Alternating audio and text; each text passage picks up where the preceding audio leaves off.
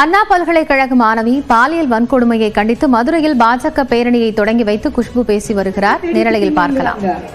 விளம்பரம் தேடக்கூடிய பிஜேபி கிடையாது. இன்னைக்கு உலகத்துல மிக சிறந்த ஆட்சி ஏது, கட்சி ஏது கேட்டாக்கா பாஜக.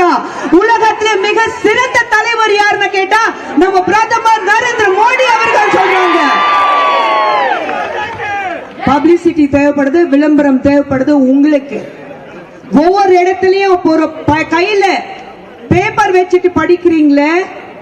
மாண்புமிகு முதலமைச்சர் ஸ்டாலின் அவர்களே, நான் உங்களை பார்த்து கேட்கிறேன், பெண்கள் பாதுகாக்கிறது இப்படிதானா?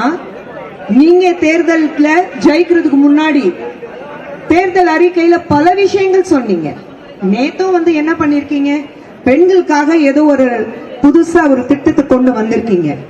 பெண்கள் காப்பாத்துறதுக்கு வக்கில்ல, பெண்களுக்கு திட்டம் கொடுத்துட்டு இருக்கீங்களா? பெண்கள் முதல்ல காப்பாத்துங்க ஐயா. இது குறித்த கூடுதல் விவரங்களை செய்தியாளர் வெற்றியிடம் கேட்கலாம். வெற்றி, இப்போ போராட்டம் தொடங்கி இருக்கிறது, தகவல்கள் என்ன?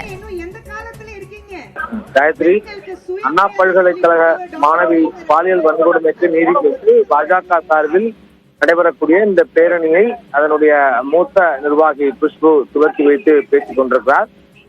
இந்த பாலியல் வன்கொடுமை வழக்கு நீதி கேட்டும் அதே சமயம் தமிழக அரசு உரிய நடவடிக்கை எடுக்காமல் உண்மையை மறைக்க முயல்வதாக கூறியும் இந்த பேரணி என்பது துவங்கியிருக்கிறது.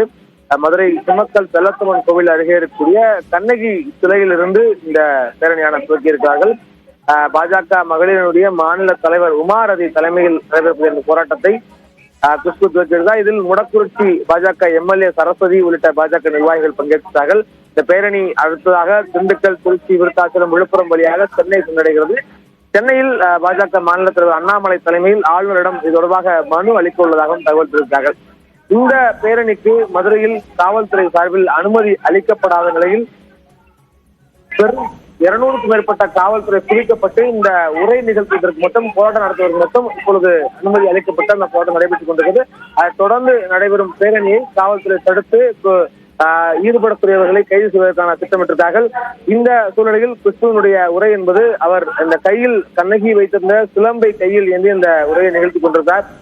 பெண்களை காப்பாற்றிவிட்டு பின்னர் பெண்களுக்கான திட்டங்களை கொடுங்கள், இதில் உரிய விசாரணை நடத்தி அண்ணா பல்கலைக்கழக மாணவனுடைய வன்கொடுமைக்கு உரிய விசாரணை நடத்தி நீதி வாங்கி கொடுங்கள் என்ற ஒரு கோஷங்களை முன்வைத்து குஷ்புவினுடைய உரை என்பது நிகழ்ந்து கொண்டிருக்கிறது.